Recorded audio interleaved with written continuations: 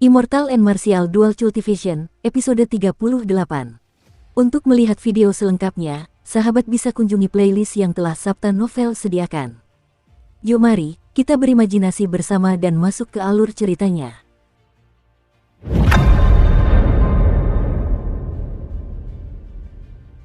Xiao Chen tercengang, tak heran keenam pilar es itu berubah bentuk begitu cepat. Keenam orang ini bekerja sama sebagai satu kesatuan. Mereka memiliki atribut roh bela diri yang sama, dan bahkan roh bela diri yang sama. Ketika mereka bekerja sama, kekuatan mereka cukup untuk menimbulkan masalah bagi seorang raja bela diri. Duan Muking tiba-tiba berteriak pelan. Sebuah pilar es raksasa tiba-tiba muncul. Sang bijak bela diri berpakaian biru langsung membeku di dalam pilar es. Pilar es itu tidak meledak dan pecah setelahnya. Sebuah buku kuno berwarna kuning dilemparkan ke kerumunan. Sesaat sebelum Saint bela diri berpakaian biru itu disegel dalam es, ia melemparkan buku panduan teknik bela diri kuno itu. Kerumunan langsung menjadi rusuh, dan banyak kultivator mulai berebut buku panduan. Suasana pun berubah kacau. Duan Muking mengerutkan kening dan berkata dengan suara dingin, "Bunuh mereka semua." Setelah berbicara, rambut hitamnya yang halus memutih. Sebilah pedang tipis muncul di tangannya, dan tak ada sedikit pun emosi manusia di matanya. Seolah-olah ia adalah malaikat maut yang siap menghabisi jiwa manusia. Puci, teriakan memilukan bergema di antara kerumunan. Duan Muking memimpin 6 Martial Saint dan 10 Martial Grandmaster untuk menyerbu kerumunan. Mereka membunuh siapapun yang mereka lihat tanpa ampun. Lari, kelompok jalang ini sudah gila. Darah dan anggota tubuh yang patah beterbangan di mana-mana. Teriakan ketakutan bergema di mana-mana. Wajah Duan Muking berlumuran darah. Darah merah tua itu mengingatkan pada bunga-bunga indah, menambah kecantikan yang tak biasa padanya. Ketika pedang ramping itu menebas, tak terdengar suara apapun. Seorang master bela diri agung terbelah dua. Duan Muking tetap tanpa ekspresi saat ia menghunus pedangnya dan menusuk jantung master bela diri di hadapannya. Teknik bela dirinya sama sekali tidak mencolok, justru sangat lugas. Setiap gerakannya merupakan jurus mematikan. Duan Muking bagaikan mesin pembunuh. Gerakannya sangat presisi, namun memancarkan keindahan yang mengingatkan pada kembang api yang gemerlap. Kehidupan menjadi layu dalam sekejap, memperlihatkan kecemerlangannya di saat kematian. Inilah seni kematian. Udara dingin memenuhi tempat itu, cahaya dingin berkelap-kelip. Lingkungan sekitar kini menyerupai gua es. Kecepatan para kultivator melambat secara signifikan. Namun, kecepatan klan Duanmu tampaknya tidak terpengaruh. Pertarungan sengit ini hanyalah pertarungan sepihak. Si gendut memucat, dan ia berkata dengan rasa takut yang masih tersisa di hatinya, wanita ini benar-benar mengerikan. Dia tidak menunjukkan belas kasihan bahkan ketika ekspresi pembunuhnya tidak berubah. Apakah nyawa manusia lebih rendah daripada semut di matanya? Su Xiao tidak terlalu terkejut, ia mendesah, Ratu Klan Duanmu harus menguasai mantra es mendalam. Kultivator itu harus mampu mengendalikan semua emosinya, kalau tidak, ia tidak akan pernah mencapai kesempurnaan tertinggi. Dulu, saat aku bertemu Duan Muking, aku masih bisa melihat senyumnya. Xiao Chen sedikit terkejut dalam hatinya, memikirkan ada teknik ekstrim seperti itu di dunia ini yang mengharuskan seorang kultivator untuk memutus semua emosi. Kejam sekali, Xiao Chen kini menatap Duan Muking dengan penuh simpati. Puci, Duan Muking mengayunkan pedangnya dengan santai dan membunuh kultivator terakhir. Ia perlahan mengambil buku panduan kuno berwarna kuning di tanah. Tatapannya tiba-tiba beralih ke kelompok 3 orang itu. Ia melangkah santai ke arah mereka. Ketiganya bisa merasakan hembusan angin dingin yang mampu menembus hati mereka. "Teknik bela diri ini untukmu, berikan aku rubah roh," kata Duan Muking dengan suara dingin saat dia mengulurkan buku panduan teknik bela diri kuno berwarna kuning kepada Xiao Chen. Xiao Chen tersenyum getir pada dirinya sendiri. Aku pikir dia menyedihkan. Apakah ada yang salah dengan dirinya yang menyedihkan itu? Xiao Chen menolak tanpa ragu, "Maaf, Xiao Bai bukan komoditas. Aku tidak akan memperlakukannya sebagai objek dan memperdagangkannya." Apakah itu tidak cukup? Ekspresi Duan Muking berubah dingin. Suhu di sekitarnya kembali turun drastis. Jin Dabao tak tahan lagi menonton. Ia berkata, "Jangan pikir kau begitu hebat setelah mengecat rambutmu putih.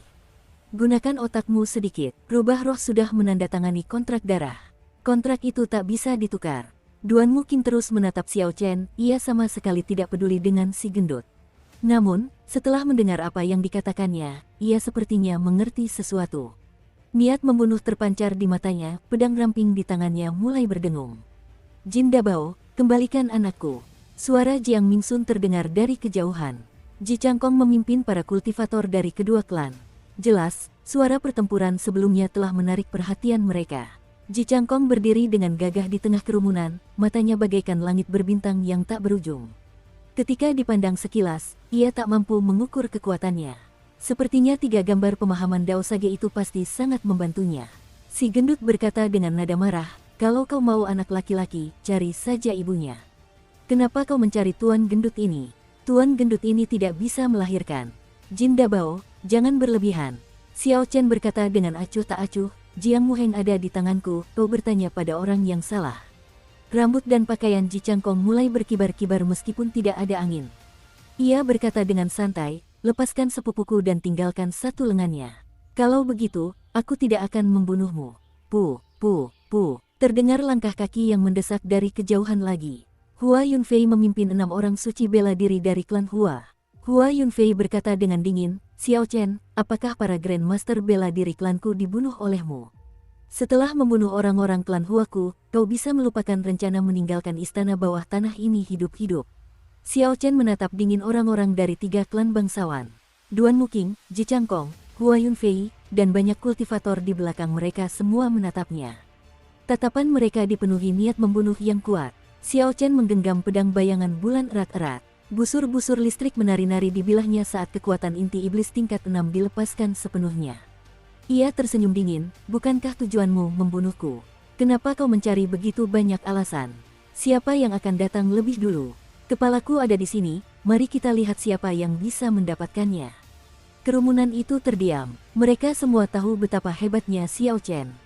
Dalam situasi genting, dia pasti akan menggunakan jurus bunuh diri untuk membunuh mereka.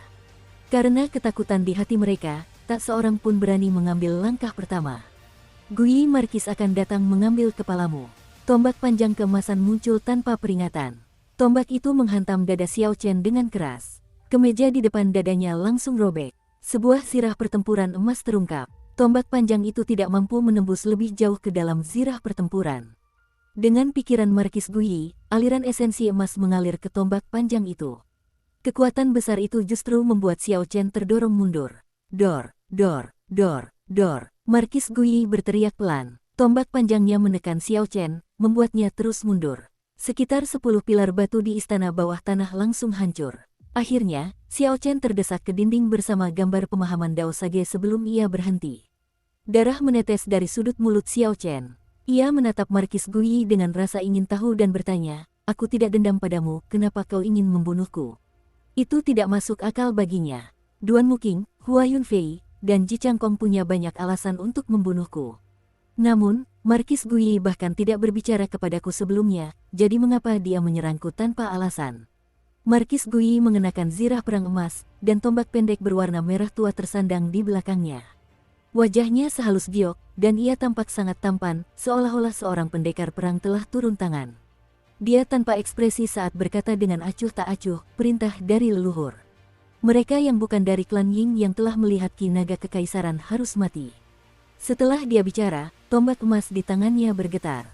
Ujung tombak menekan baju zirah Xiao Chen dan cahaya tombak emas menciptakan lekukan kecil di baju zirah pertempuran.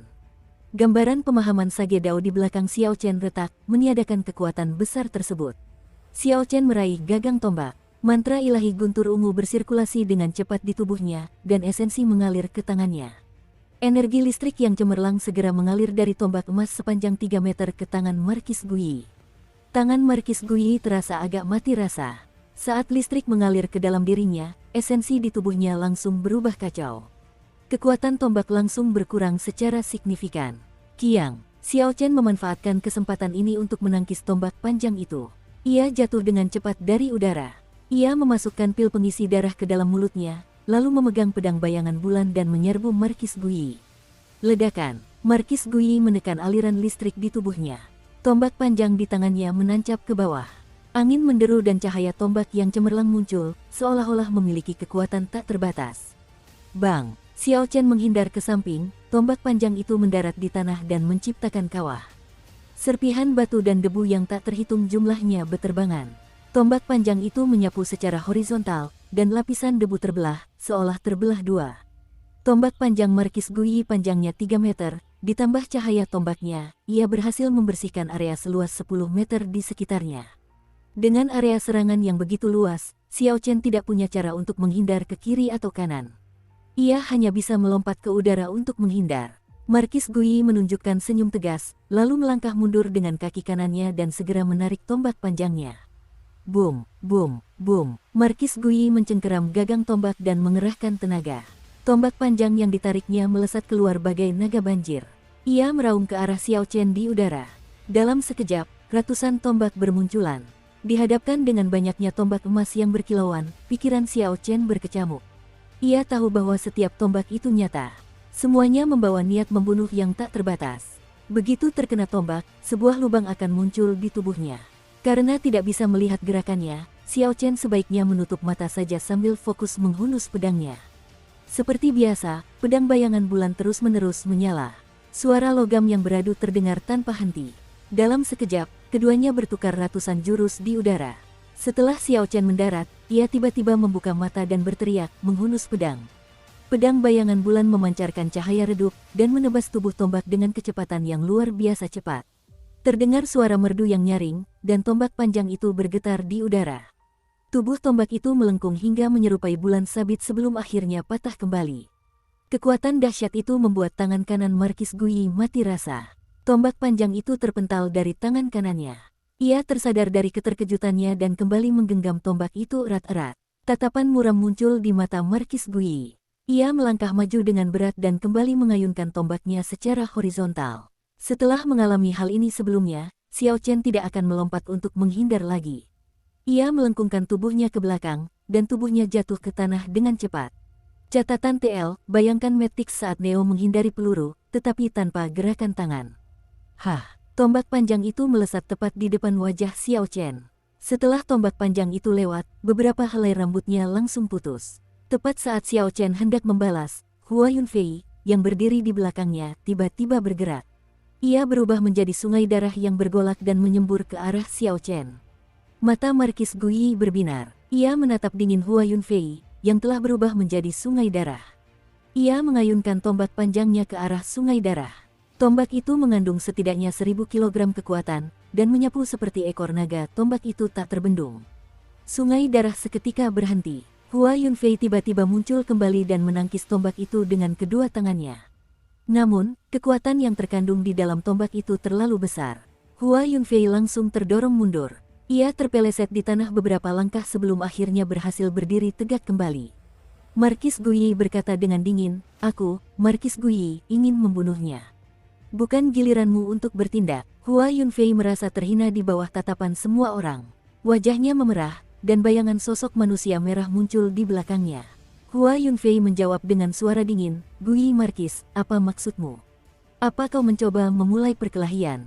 Markis Gui tersenyum dingin dan mengabaikannya. Ia kembali menatap Xiao Chen. 200 pengawal emas di belakangnya langsung menghunus pedang mereka dengan tertib.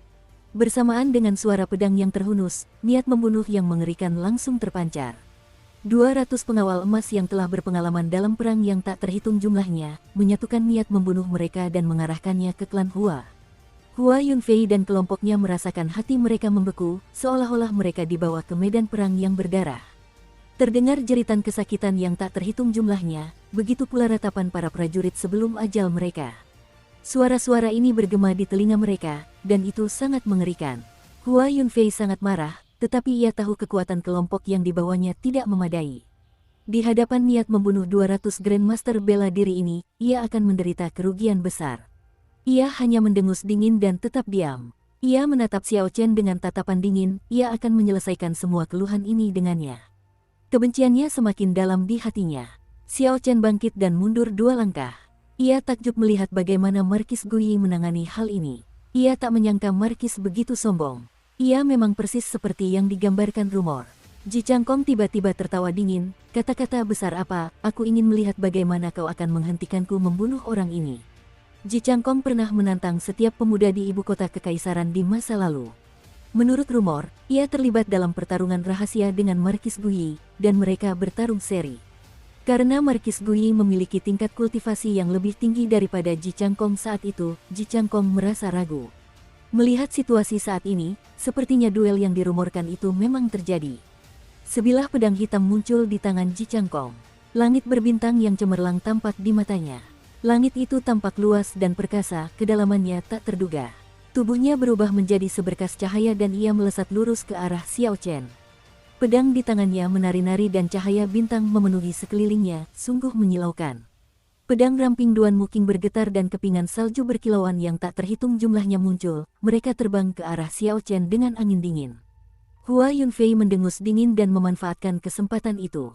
Ia berubah menjadi sungai darah lagi dan menyembur ke arah Xiao Chen. Ketiganya melancarkan jurus mematikan mereka masing-masing dan menyerbu Xiao Chen dari arah yang berbeda. Hati Markis Gui bergetar. Ia tidak yakin bisa menghadang ketiganya sekaligus. Sekalipun ia bisa menghadang mereka, ia tidak akan melakukannya. Ia memang tidak berniat membiarkan Xiao Chen lolos begitu saja. Dengan karakternya, ia tidak ingin dibantu oleh siapapun. Markis Gui mengambil tombak pendek merah tua di belakangnya dengan tangan kirinya. Ia berkata dengan acuh tak acuh, orang-orang yang ingin kubunuh, Markis Gui, tidak akan kurenggut dari hadapanku.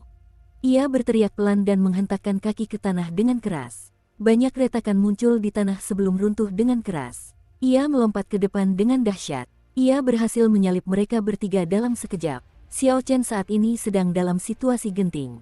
Ia tidak yakin bisa menerima serangan mematikan dari mereka berdua. Sekarang mereka semua menyerang bersamaan, peluangnya semakin menipis.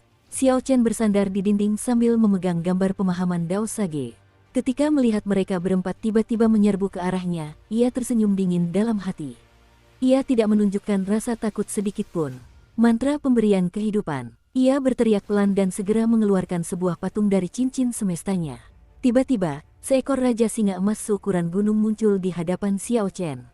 Ledakan. Markis Gui, yang tiba lebih dulu, menghantam tubuh Raja Singa Emas. Ia terdorong mundur dengan cepat. Xiao Chen melompat dan berdiri di punggung Raja Singa Emas. Ia memerintahkan Raja Singa Emas untuk menghentakkan kakinya dengan keras. Gelombang kejut yang dahsyat menyebar ke seluruh area, menerbangkan semua debu. Kekuatan dahsyat di balik gelombang kejut tersebut langsung menghantam Duan Muking, Hua Yunfei, dan Ji Changkong. Ketika Markis Gui melihat Raja Singa Emas, otaknya terasa seperti korsleting. Ia tidak mengerti apa yang sedang terjadi. Bagaimana Raja Singa Emas bisa ditundukkan oleh Xiao Chen? Ledakan. Kaki Raja Singa Emas yang besar bagaikan pilar batu raksasa. Sebuah kaki menghentak ke arah Markis Gui. Markis Gui segera melakukan salto ke belakang dan menghindar. Bang! Pecahan batu yang tak terhitung jumlahnya berhamburan. Sebuah lubang besar muncul di hadapannya. Cakar Raja Singa Emas bagaikan benda langit yang turun dari langit.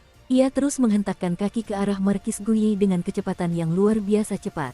Markis Gui tercengang. Bagaimana kecepatan Raja Singa Emas bisa begitu cepat? Saat aku bertarung dengannya, jelas sekali ia sudah melewati masa jayanya. Gerakannya sangat lambat. Ada apa ini? Markis Gui terus menghindar dengan menyedihkan. Hal ini terus berlanjut hingga akhirnya ia melangkah masuk ke celah. Xiao Chen tetap tanpa ekspresi saat ia mengendalikan Raja Singa Emas agar terus menghentakkan kaki di tanah. Dor, dor, dor, dor, dor. Sebuah lubang yang dalam muncul di tanah. Tidak diketahui apakah Markis Gui masih hidup atau mati di dasar lubang. 200 pengawal emasnya segera mengepung Xiao Chen untuk menyerang. Xiao Chen mengendalikan Raja Singa Emas untuk maju tiba-tiba, menginjak-injak semua yang menghalangi jalannya. Tak seorang pun bisa menghentikannya. Kecepatan dan kekuatan mendiang Raja Singa Emas tak tertandingi oleh Raja Singa Emas yang diciptakan Xiao Chen dengan mantra pemberian kehidupan. Raja Singa Emas menerjang dengan marah, membunuh semua yang ada di jalurnya. Tubuhnya yang sebesar gunung terus menginjak-injak tanah. Tanah perlahan mulai bergetar. Terdengar teriakan kesengsaraan, para pengawal emas terinjak-injak hingga menjadi bubur. Ketika keenam orang suci bela diri klan Duanmu melihat situasi tersebut, mereka bekerja sama untuk menembakkan aliran angin yang sangat dingin ke arah Xiao Chen. Dukung terus channel YouTube Sabta Novel. Ketika angin dingin berlalu, udara pun membeku. Butiran-butiran es kecil berjatuhan dari udara tanpa henti seperti hujan es. Puci, Raja Singa Emas menyemburkan api keemasan yang menyilaukan dari mulutnya. Angin dingin ini langsung berubah menjadi uap dan menghilang. Namun, apinya terus berkobar menuju keenam Martial Saint. Layaknya angin musim gugur yang meniup dedaunan, keenam pendekar bela diri klan Duanmu terhempas.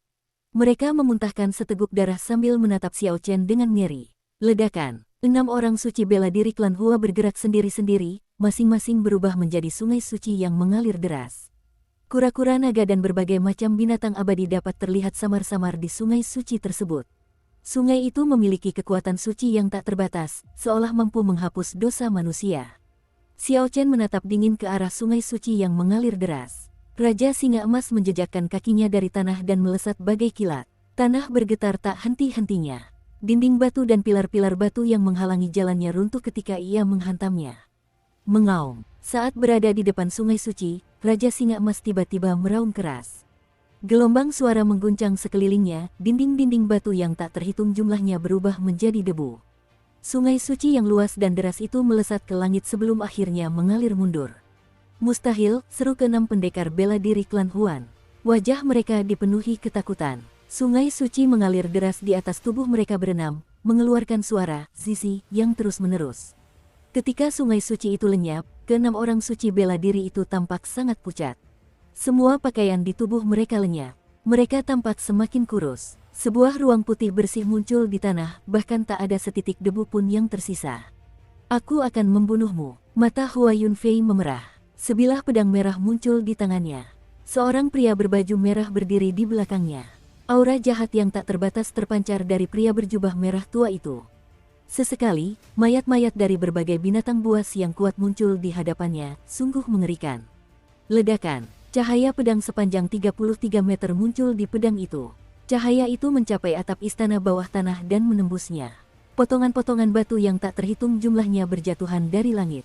"Mati berdarah di bawah langit," teriak Hua Yunfei lantang. Cahaya pedang menebas ke arah Xiao Chen. Xiao Chen tampak tenang saat berteriak pelan. Tanduk emas Raja Singa Emas memancarkan cahaya yang cemerlang. Cahaya keemasan berbenturan dengan cahaya merah tua, menghasilkan suara yang menggema. Akhirnya, cahaya merah tua menghilang dan cahaya keemasan melesat ke langit. Cahaya keemasan itu menciptakan lubang kecil di langit-langit dan seberkas sinar matahari bersinar melaluinya. Cahaya keemasan ini bahkan bisa menembus seluruh gunung di atas istana bawah tanah. Semua orang menarik napas dalam-dalam. Seberapa kuatkah cahaya itu hingga mampu melakukan itu? Seekor burung es raksasa muncul dan berteriak di langit. Ia terbang menuju Xiao Chen, membawa angin dingin yang tak terbatas. Api tak terbatas mulai menyala di mata kanan Xiao Chen. Akhirnya, api tak terbatas itu berubah menjadi cahaya ungu dan memancarkan cahaya ungu. Burung es itu tersambar cahaya ungu dan langsung terbakar. Erangan kesakitan terdengar dari burung es itu, dan burung es itu terbang ke arah Xiao Chen sambil terbakar. Es yang menyusun tubuhnya terus meleleh. Saat mencapai Xiao Chen, ia telah lenyap sepenuhnya.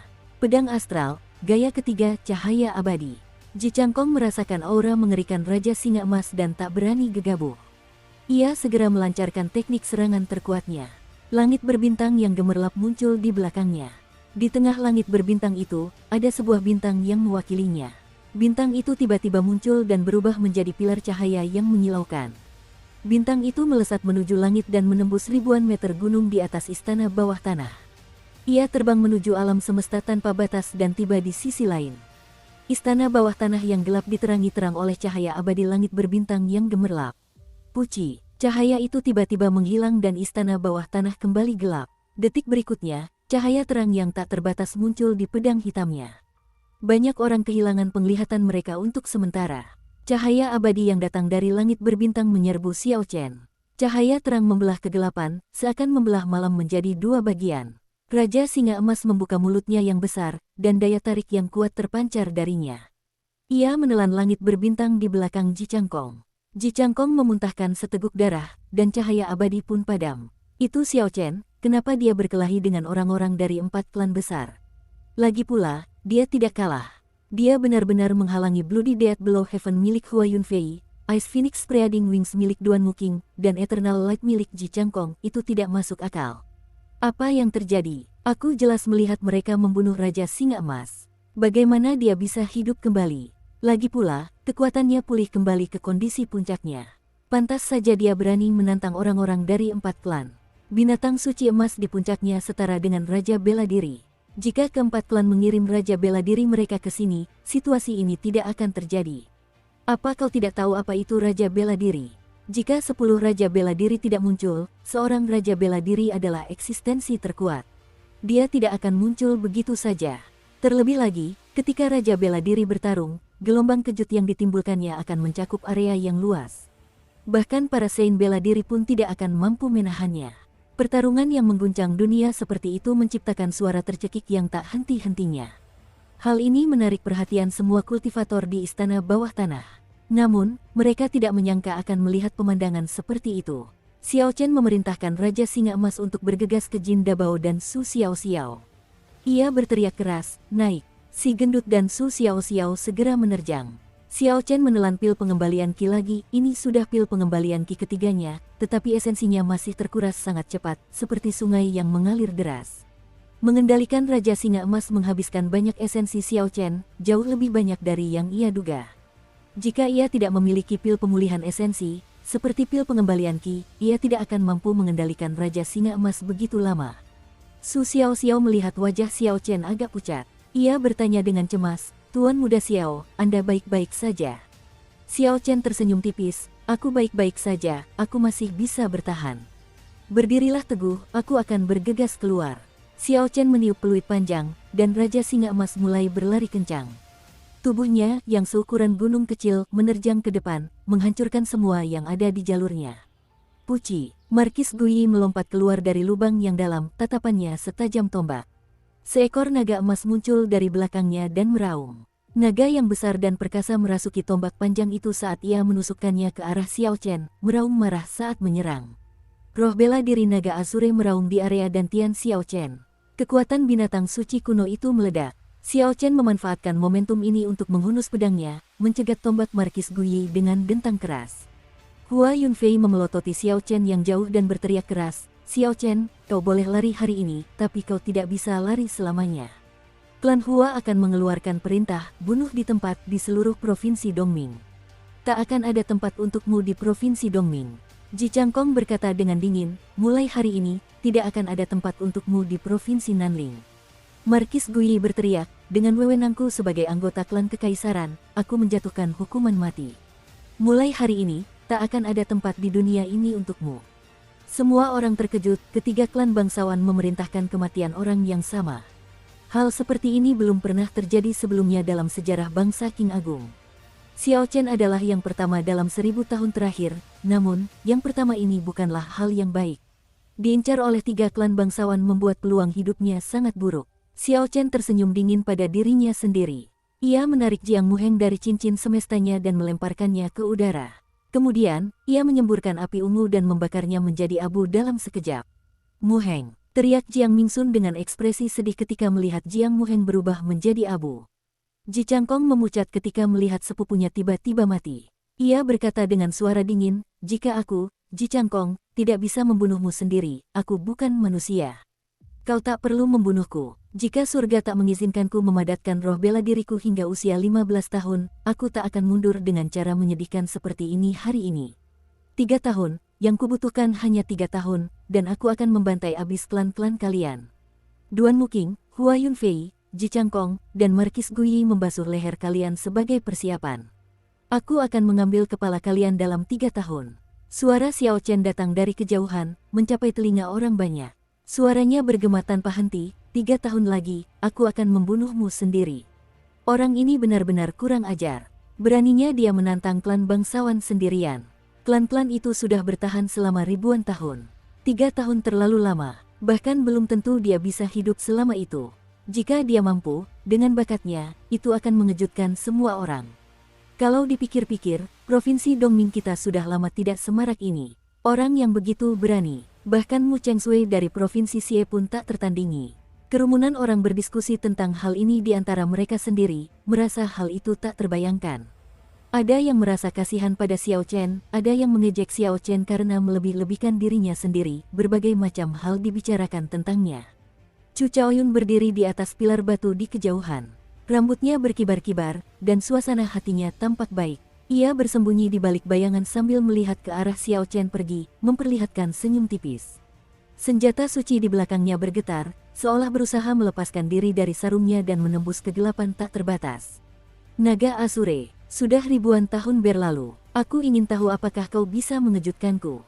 Xiao Chen menunggangi Raja Singa Emas, menerobos dinding-dinding batu dan pilar-pilar batu yang tak terhitung jumlahnya. Tak seorang pun dapat menghalanginya.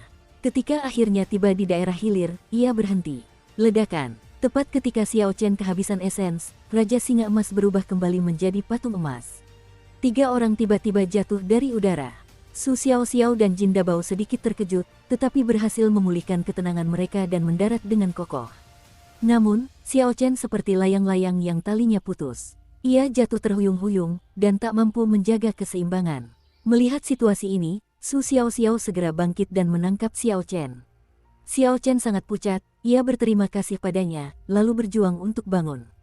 Kemudian ia menangkap patung yang jatuh itu. Patung itu sudah retak-retak, dan jika jatuh ke tanah, patung itu akan pecah berkeping-keping. Xiao Chen melihat retakan semakin menyebar di patung itu. Ia menggunakan pedangnya untuk mengiris tangan kanannya dan meneteskan darahnya ke patung itu, membuat mereka berdua tercengang. Patung emas itu seolah tanpa henti, dan secara ajaib menyerap darah Xiao Chen. Retakan-retakan di patung itu perlahan mulai sembuh. Xiao Chen baru merasa lega setelah patung itu benar-benar sembuh. Ia tersenyum tipis, lalu pingsan. Di istana bawah tanah, para bangsawan tidak terburu-buru untuk pergi. Terlalu banyak yang terluka, dan mereka semua dirawat, serta memulihkan esensi mereka.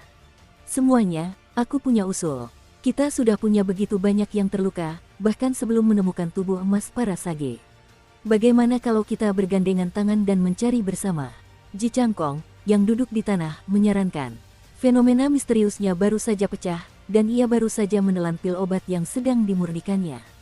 Klan bangsawan menderita banyak korban dari pertempuran sebelumnya. Sepertiga pengawal emas Markis Guyi telah gugur, dan hanya tersisa kurang dari 100 orang yang masih dalam kondisi prima untuk bertempur. 6 orang suci bela diri klan Hua mengalirkan sungai suci mereka secara terbalik, membasahi mereka hingga pakaian mereka pun lenyap. Mereka semua menutupi bagian bawah tubuh mereka dengan tangan. Hua Yunfei meminjam pakaian dengan ekspresi cemberut. 6 pendekar bela diri klan Duanmu juga terluka parah. Mereka sedang bermeditasi untuk memulihkan kekuatan. Yang tidak terlalu menderita kerugian adalah klan Ji dan klan Jiang. Oleh karena itu, wajar saja jika Ji Changkong mengajukan tawaran seperti itu. Mendengar ini, wajah Hua Yunfei langsung berubah dingin. Ia pernah berselisih dengan Ji Changkong sebelumnya. Kini, ia mengerti maksud perkataan Ji Changkong. Jelas ia ingin memimpin semua orang ke sini. Dia langsung tertawa dingin, Ji Changkong, dengan kemampuanmu, kau berharap bisa memimpin semua orang di sini. Kau bahkan tidak bisa mengalahkan seorang master bela diri kelas superior, apa kau tidak malu? Ji Changkong bangkit, kekuatan obat di tubuhnya telah terserap seluruhnya, dan kulitnya tampak jauh lebih baik. Ketika melihat Hua Yunfei, ia langsung mencengkeram bajunya dan mengejeknya, setidaknya lebih baik daripada klan seseorang yang suka telanjang. Kurasa kau kekurangan pakaian, apa kau perlu kupinjamkan sedikit? Ketika banyak kultivator mendengar ini, mereka melirik ke arah para petapa bela diri klan Hua tempat mereka bersembunyi dan tidak dapat menahan tawa. Hua Yunfei sangat marah hingga wajahnya memerah. Ia mendengus dingin lalu pergi. Duanmu King melihat bahwa ia masih memiliki 6 martial saint yang terluka dan berkata dengan acuh tak acuh, klan Duanmu menyetujui saran Ji Changkong. Markis Guyi mengingat kembali baju sirah para pengawal emas yang gugur sebelum menguburkan mereka. Ia berjalan mendekat dan menjawab dengan kata sederhana, setuju. Hua Yunfei memimpin 6 orang suci bela diri yang kini telah berpakaian. Meskipun wajahnya tidak ramah, ia tetap berkata, setuju. Namun, jika ada harta, kita bagi berdasarkan klan, bukan berdasarkan orang.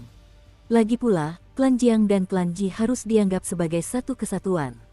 Jiang Mingsun berkata dengan marah, Hua Yunfei, apa maksudmu? Apa kau mau berkelahi untuk melihat siapa yang lebih kuat atau lebih lemah? Tepat setelah Jiang Mingsun berbicara, 6 orang bijak bela diri dan sekitar 20 Grandmaster bela diri mengambil posisi bertarung. Dengan kekuatan Hua Yunfei saat ini, ia berada dalam posisi yang kurang menguntungkan. Ji Changkong tersenyum tipis dan menarik Jiang Mingsun ke samping. Ia berkata, klan Jiang memang lebih rendah statusnya daripada klan lain. Namun, kekuatan mereka tidak jauh lebih lemah. Bagaimana kalau kita anggap mereka setengah bagian? Meskipun Ji Changkong bermaksud memasukkan klan Jiang dalam keuntungan, klan lain setuju dengan apa yang dikatakan Hua Yunfei. Mereka tidak akan membiarkan Ji Changkong mendapatkan keuntungan seperti itu. Semua orang mundur selangkah, tak ada yang keberatan dengan pengaturan seperti itu. Sebelum memulai perjalanan, mereka beristirahat sejenak. Ketika para petani yang menganggur melihat situasi ini, mereka semua menghela napas. Jika semua kekuatan besar bergandengan tangan, mereka hampir tak punya peluang. Setelah rombongan berjalan sebentar, mereka menemukan peti mati hitam lain. Mereka mulai berdiskusi apakah akan membukanya atau tidak. Akhirnya, Markis Guyi berkata, saya sudah membuka banyak peti mati seperti itu. Semuanya peti mati Martial Monarch. Meskipun nilainya tinggi, mengingat risikonya tidak sepadan. Lebih baik kita mencari peti mati para sage. Ketika kerumunan mendengar ini, mereka semua merasa masuk akal. Klan bangsawan lainnya juga pernah membuka peti mati seperti itu sebelumnya. Mereka tahu bahwa peti mati itu hanya berisi para Martial Monarch kuno. Sekarang setelah semua klan terluka, mereka tidak perlu lagi membuang-buang energi untuk detail-detail kecil ini. Di sepanjang jalan, mereka menemukan banyak peti mati hitam. Semua orang segera meninggalkannya. Setelah berjalan selama 2 jam, mereka menemukan sebuah sungai yang mengeluarkan gas berwarna hitam. Suara deras sungai terus terdengar. Gas hitam di atas sungai tampak sangat aneh. Ji Changkong mengulurkan tangannya dan menarik sebagian gas hitam ke telapak tangannya. Ia mengamatinya dengan saksama. Gas hitam itu terus bergerak, mencoba menembus kulitnya. Rasanya seperti hidup. Ji Changkong seolah-olah memiliki penghalang tak terlihat yang menghalanginya, jadi sekuat apapun ia mencoba, ia tidak bisa menembusnya.